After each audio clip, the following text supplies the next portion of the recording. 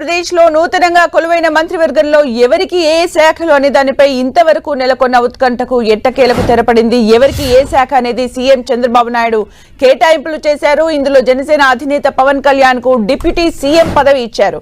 అంతేకాకుండా పంచాయతీరాజ్, గ్రామీణాభివృద్ధి, అటవీ, పర్యావరణం, సైన్స్ అండ్ టెక్నాలజీ శాఖలు అప్పగించారు. నారా లోకేష్ కు మానవ వనరులు అభివృద్ధి, ఐటీ, ఎలక్ట్రానిక్స్, కమ్యూనికేషన్ శాఖలు ఇచ్చారు.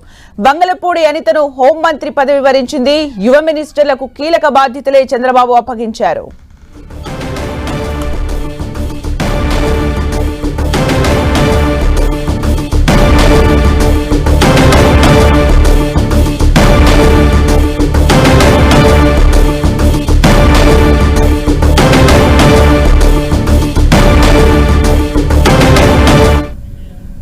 ఇక శాఖల కేటాయింపుకు సంబంధించి, ఏపీ చీఫ్ కి సంబంధించి, మార్పులకు సంబంధించి మరిన్ని అప్డేట్స్ మా ప్రతినిధి రవిచంద్ అందిస్తారు. రవిచంద్, అంటే ఒకవైపు శాఖలు కేటాయిస్తూనే మరోవైపు చీఫ్ లో కూడా చేంజ్ జరిగింది. అంటే వ్యూహాత్మకంగా వ్యవహరిస్తున్నారు టీడీపీ బాస్ అని అనుకోవచ్చా?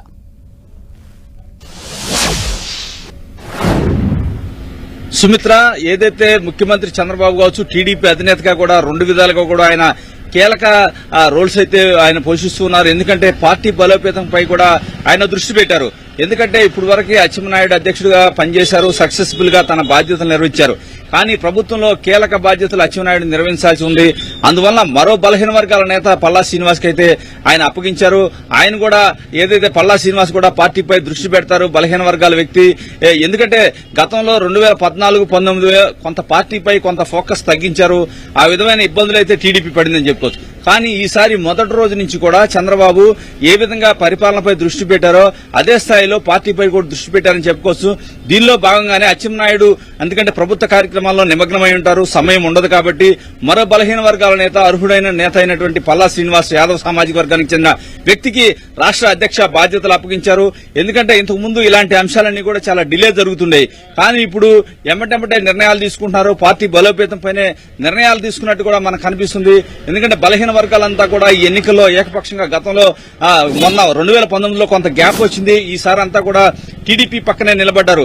ఆ వర్గాలని మరింత మెచ్చుకు చేసుకోవడానికి కావచ్చు, ఆ వర్గాలని గతంలో ఏ విధంగా టీడీపీతో మమేకమై ఉన్నారో ఆ వర్గాలని కలిసి నడవడానికి ఇమీడియట్ గా ఏదైతే పల్లా శ్రీనివాస్ యాదవ్ సామాజిక వర్గానికి చెందిన ఆ వ్యక్తిని అధ్యక్షుడిగా పెట్టడం ద్వారా రాజకీయంగా ఒక మంచి నిర్ణయం తీసుకున్నారని కూడా మనం చెప్పొచ్చు. టీడీపీ అధినేతగా చంద్రబాబు ఒక నిర్ణయం తీసుకున్నారు. ఈ రోజు మంత్రులుగా కూడా, ముఖ్యమంత్రిగా కూడా చంద్రబాబు కీలక నిర్ణయాలకి ఈ రోజైతే నిలబడిందని చెప్పుకోవచ్చు. ఏదేమైనా ఈ నిర్ణయాల ద్వారా పార్టీ బలోపేతం అవుతుంది, ప్రభుత్వం ద్వారా ప్రజల్లో మంచి పేరు వస్తుందని టీడీపీ వర్గాలైతే చెబుతున్నాయి. మంత్రివర్గంలో శాఖలు కూడా బడుగు బలహీన వర్గాలకి కీలక శాఖలు కేటాయించి ఆ వర్గాల మన్ననలను చూరగొనే విధంగా కూడా వ్యవహారాలు జరుగుతున్నాయని కూడా మనం చెప్పుకోవచ్చు. ఇప్పుడు ఏదైతే కొల్లు రవీంద్ర కావచ్చు, అనగాని సత్యప్రసాద్ కావచ్చు, సత్యకుమార్ యాదవ్ కావచ్చు, అదేవిధంగా మరికొందరు వంగలపూడి అనిత కావచ్చు, ఇటువంటి వారందరూ కూడా బడుగు బలహీన వర్గాలకి కీలక శాఖలు కట్టబెట్టారు చంద్రబాబు అని చెప్పుకోవచ్చు.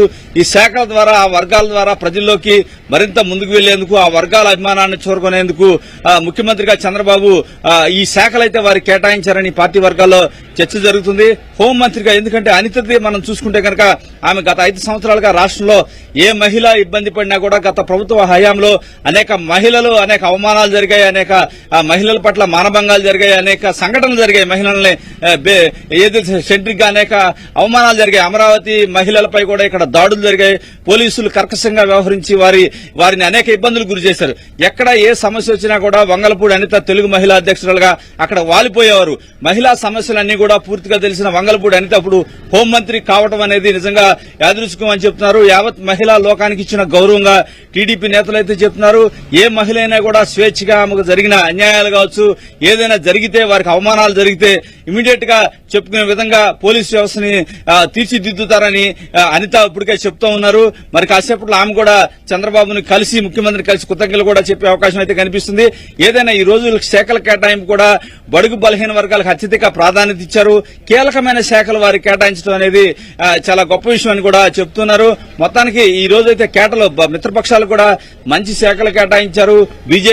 బీజేపీకి జనసేన కూడా చాలా కీలక శాఖలు కేటాయించి 3 పార్టీల కూటమి ప్రభుత్వం తాము ఇచ్చిన ప్రతి హామీని నిలబెట్టుకుంటుందనే సందేశాన్ని చంద్రబాబు పంపిస్తూ ఉన్నారు.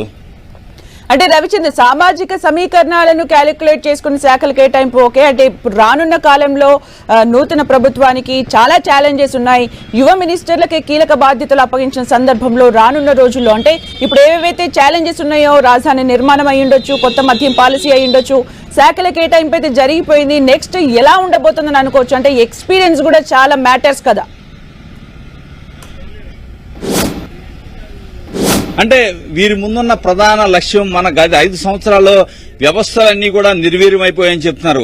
మొత్తం కూడా ఏ శాఖలో ఏం జరుగుతుంది, అసలు ఏమి గత ప్రభుత్వంలో ఇచ్చిన ఏమేమి హామీలు ఇచ్చారు, ప్రజలకి ఏమేమి కొత్త పథకాలు ఆడు పెట్టారు, ఆ పథకాలు ఎలా అమలు జరుగుతున్నాయి, మొత్తం కూడా ఒక బ్లూ ప్రింట్ అయితే తీసుకుంటారు, ఆ శ్వేతపత్రం కూడా విడుదల చేస్తారు. తర్వాత అప్పటి నుంచి వీరేం చేయాలనేది కూడా నిర్ణయాలు తీసుకుంటారు. అందుకే మనకి కనిపిస్తుంది ల్యాండ్ టైటిలింగ్ యాక్ట్ అనేది ఎన్నికల్లో ప్రధాన అంశంగా మారింది. దాన్ని రద్దు చేస్తామన్నారు. నిన్న చంద్రబాబు దానిపై ముఖ్యమంత్రి సంతకం కూడా చేశారు.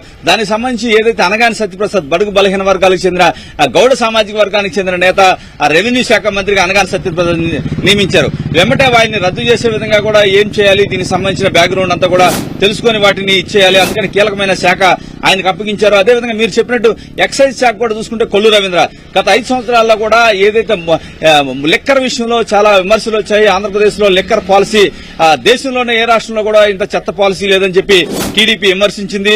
ఏదైతే లిక్కర్ కూడా ఎవరికి నచ్చిన లిక్కర్ వారు తాగే అవకాశం లేకుండా ఆంధ్రప్రదేశ్ లో చీప్ లిక్కర్ దాకా అనేక మంది మరణాలు, వేలాది మంది చనిపోతున్నారని చెప్పి ఆరోపణలు వచ్చాయి. ఈ నేపథ్యంలో సరికొత్త లిక్కర్ పాలసీ తీసుకొచ్చి రేట్లు కంట్రోల్ చేయాలి, అదేవిధంగా డిజిటల్ పేమెంట్స్ జరగాలి, ఒక ఆన్సర్బుల్ ఉండాలి ప్రభుత్వానికి అని చెప్పి చెప్తున్నారు. ఈ నేపథ్యంలో కొల్లు రవీంద్రకి ఆ బాధ్యతలు అప్పగించడం జరిగింది. ముఖ్యంగా ఏదైతే విద్యా సంస్థలో, విద్యా వ్యవస్థలో సమూల ప్రక్షాళన జరగాల్సిన అవసరం ఉంది. నారా లోకేష్ హెచ్ఆర్డీ మినిస్టర్ గా ఉన్నారు. ఎందుకంటే యావత్ విద్యాశాఖ మొత్తాన్ని కూడా, ఎడ్యుకేషన్ సిస్టాన్ని కూడా మార్చాల్సిన అవసరం ఉందని భావిస్తున్నారు. ఎందుకంటే గత 5 సంవత్సరాలుగా విద్యా వ్యవస్థ మొత్తం కూడా సర్వనాశనం అయిపోయిందని చెప్పి టీడీపీ ఆరోపిస్తుంది. నారా లోకేష్ ప్రత్యేకంగా ఆ శాఖని తీసుకున్నారు. అదేవిధంగా ఎలక్ట్రానిక్స్, అదేవిధంగా కమ్యూనికేషన్ కూడా నారా లోకేష్ చూడబోతున్నారు. ఇలా కీలకమైన శాఖలు. మరోవైపు పయ్యావుల కేసు కూడా ఏదైతే ఫైనాన్స్ కావచ్చు, అదేవిధంగా కమర్షియల్ ట్యాక్స్ కావచ్చు, అంటే ఫైనాన్స్ డిపార్ట్మెంట్ కావచ్చు, కమర్షియల్ ట్యాక్స్, ఇవన్నీ కూడా ఆదాయాన్ని ఆర్జించే శాఖలుగా ఉంటాయి. ఏ విధమైన దుబారా అయింది, ఖజానా అంతా కూడా దుబారా చేశారు, నచ్చిన వారికి బిల్లులు ఇచ్చారు 5 సంవత్సరాలు. ఇవన్నింటినీ కూడా సంస్కరించాలి. ఈ విధంగా చూసుకుంటే కీలకమైన వ్యక్తులకు ఎనర్జీ కూడా అస్తవ్యస్తంగా ఉంది. గత 5 సంవత్సరాలు కూడా 7-8 సార్లు కరెంట్ ఛార్జీలు పెంచిన పరిస్థితుంది. ఈ నేపథ్యంలో అక్కడ కూడా వ్యవస్థని సంస్కరించాలని గొట్టిపాటి రవి లాంటి కీలక నేతకి ఆ బాధ్యతలు అప్పగించారు. ఈ విధంగా ఎవరికి వారే ఎక్కువ తక్కువ అని లేకుండా అందరికీ మంచి శాఖలు కేటాయించి ఆ శాఖల్ని సంస్కరించి రాబోయే రోజుల్లో ప్రజలకి సచీలమైన పాలన అందించాలనేది చంద్రబాబు జయంగా మనకు అనిపిస్తుంది. ఆ విధంగా అడుగులైతే తొడి అడుగుడైతే ఇప్పుడు పడుతున్నాయని కూడా మనం చెప్పుకోవచ్చు. అంటే లోకేష్ విషయానికి వచ్చేసరికి ఆల్రెడీ తను నిర్వర్తించారు, చాలా సమర్థవంతంగా నిర్వర్తించారు అనే పేరు కూడా ఉంది. ఇక కొత్తగా అంటే రోడ్స్ కి సంబంధించి రోడ్స్ అండ్ బిల్డింగ్స్ జనార్దన్ రెడ్డికి అప్పగించడం జరిగింది. అలాగే ఫైనాన్స్ ప్లానింగ్ కూడా చాలా ఇంపార్టెంట్, కమర్షియల్ ట్యాక్సెస్ అవి పయ్యావుల కేశవ్కి కేటాయించారు. అంటే ఇక్కడ ఎక్స్పీరియన్స్ మ్యాటర్స్. మరి పయ్యావుల కేశవ్ ఇవన్నీ కూడా ఇప్పుడు కొత్తగా ఎవరెవరికైతే బాధ్యతలు అప్పగించారో వాళ్ళ ఎక్స్పీరియన్సెస్ ఎలా ఉన్నాయి అసలు? అంటే మీరు ఏదైతే పయ్యావుల కేసు విషయాన్ని చూస్తే కనుక ఆయన 5వ ఎమ్మెల్యేగా అయ్యారు, కానీ ఎప్పుడు కూడా మంత్రిగా చేయలేదు. కానీ ఆయనకి పూర్తి ఎక్స్పీరియన్స్ ఉంది. ఎందుకంటే ఆయన ప్రతిదీ స్టడీగా చేస్తారు. ఆయనకి ఏదైనా సరే సబ్జెక్ట్ పూర్తి అవగాహన వచ్చిన తర్వాత ఆయన మాట్లాడతారు. ఆయన ఫైనాన్స్ గురించి, ఆంధ్రప్రదేశ్ ఫైనాన్షియల్ వ్యవహారాల గురించి గతంలో గవర్నర్ దగ్గర కూడా వెళ్లిన పరిస్థితి ఉంది. కేశవ్ అనేక అంశాలు ఆంధ్రప్రదేశ్ ఫైనాన్షియల్ పరిస్థితి మీద ఒక రీసెర్చ్ లాంటివి చేశారు. కేంద్ర స్థాయిలో కూడా కంట్రోల్ అండ్ ఆడిటర్ జనరల్ కూడా రాష్ట్ర ప్రభుత్వ దుబారాపై ఫిర్యాదులు చేశారు. ఈ నేపథ్యంలో ఆయనకి వ్యవస్థని గాడిలో పెట్టే కెపాసిటీ ఉందని చెప్పి చంద్రబాబు భావిస్తున్నారు. అందుకే పయ్యావుల కేసు కీలకమైన బాధ్యతలు అప్పగించారు. అదేవిధంగా ఆంధ్రప్రదేశ్ లో రోడ్లు అనేది దేశవ్యాప్తంగా కూడా ఒక కామెడీలా కనిపిస్తుంది. ఆంధ్రప్రదేశ్ లో గోతుల రోడ్ల విషయంలో అనేక విధాలుగా కూడా కొంత అయితే అందరూ ఆశాస్పదంగా ఆంధ్రప్రదేశ్ రోడ్లపై చర్చించుకుంటారు. ఈ నేపథ్యంలో బీసీ జనార్దన్ రెడ్డి కర్నూలు జిల్లా బనగానపల్లికి చెందిన ఎమ్మెల్యేగా ఉన్నారు. ఆయన చంద్రబాబుకు చాలా దగ్గరగా ఉంటారు. ఆయన ఒక కీలకమైన నేతగా ఉన్నారు. ఆయనకి రోడ్స్ అండ్ బిల్డింగ్స్ శాఖనిచ్చారు. ఎందుకంటే ఆంధ్రప్రదేశ్ లో రోడ్లపై ఎవరైనా వెళ్లాలంటే కూడా అనేక మంది చనిపోయిన పరిస్థితి కూడా ఉంది. ఇమీడియట్ గా ఈ వ్యవస్థ మారాలి, రోడ్లన్నీ కూడా సాధారణ స్థితిలో బాగు చేయాలి. గతంలో టీడీపీ హయాంలో ఏ విధంగా రోడ్లు ఉండేవో అదే విధంగా తీసుకొస్తామని చంద్రబాబు కూడా హామీలు ఇచ్చారు.